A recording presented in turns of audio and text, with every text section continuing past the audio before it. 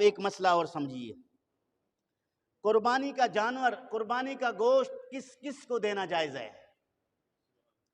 ہر مسلمان امیر غریب کو دینا جائز ہے۔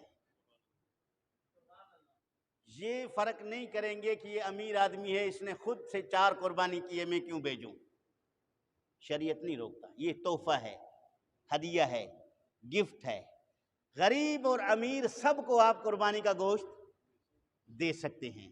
ہاں، غیر مسلم کی حوالے میں، مثلا غیر مسلم ہے، اس کو قربانی کی گوشت دینے میں کیا حکم ہے؟ اکثر لوگ پوچھتے بھی ہیں، تو جواباً عرض یہ ہے کہ غیر مسلم اگر حربی ہے، بالاتفاق اس کو قربانی کا گوشت دینا جائز نہیں۔ اگر غیر مسلم ذمی ہے تو ذمی کے تمام شرائط اگر اس پر پورا اترتے ہیں تو اس کو دینے میں کوئی حرج نہیں۔ یہاں کفر کافر کے 2 قسمیں، 2 کیٹیگریاں بیان کیے گئے ہیں۔ اب سوال یہ ہے کہ حربی کس کافر کو کہا جاتا ہے، ذمی کون سا کافر ہے، تاکہ یہ فرق معلوم ہو جائے۔ حربی ہر اس کافر کو کہتے ہیں جو اسلام پر اعتراض کرتا ہو۔ مسلمانوں کی آبادی میں رہ رہا ہے، کبھی اذان پہ اعتراض ہے، کبھی تلاوت پہ اعتراض ہے، کبھی نماز پہ اعتراض ہے، کبھی مسجد پہ اعتراض ہے، کبھی مسلمانوں کے رسوم و رواج پہ اعتراض ہے، کبھی پردے پہ اعتراض ہے۔ ایسا حربی ہے، یعنی اسلام کی مخالفت کر کے لڑنے اور جھگڑنے کے معاملات پیدا کر کے میدان میں اترنا چاہتا ہے، تو ایسے کافر کو حربی کہا جائے گا، اور ایسے کافر کو جو ہے قربانی کا گوشت دینا ہرگز جائز نہیں ہے۔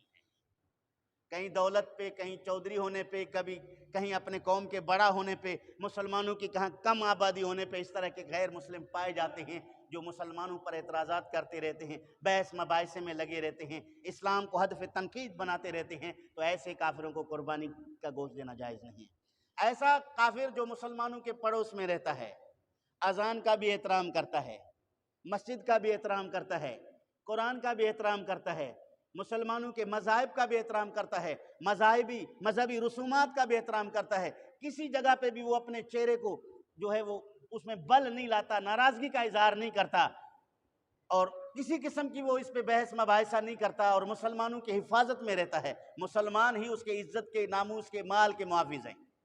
یعنی مسلمان طاقتور ہے، وہ کمزور ہے، وہ مسلمانوں پر کسی قسم کا اعتراض نہیں کر رہا، اس کے عزت وغیرہ سب کا محافظ مسلمان ہے، پڑوسی ہونے کے ناطے اس کا خیال رکھتے ہیں، تو ایسے کافر کو قربانی کا گوشت دینا جائز ہے۔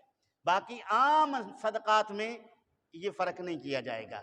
اور یہ ساری بحث علامہ مخدوم محمد ہاشم ٹھٹھوی رحمۃ اللہ علیہ السیف الجلی علی منصاب النبی کے اندر ذمی کے شرائط پر بیان کیے ہیں، میرے پاس موجود ہے، میری لائبریری میں عربی میں کتاب ہے، میں نے اس کا خلاصہ آپ کی خدمت میں عرض کیا ہے۔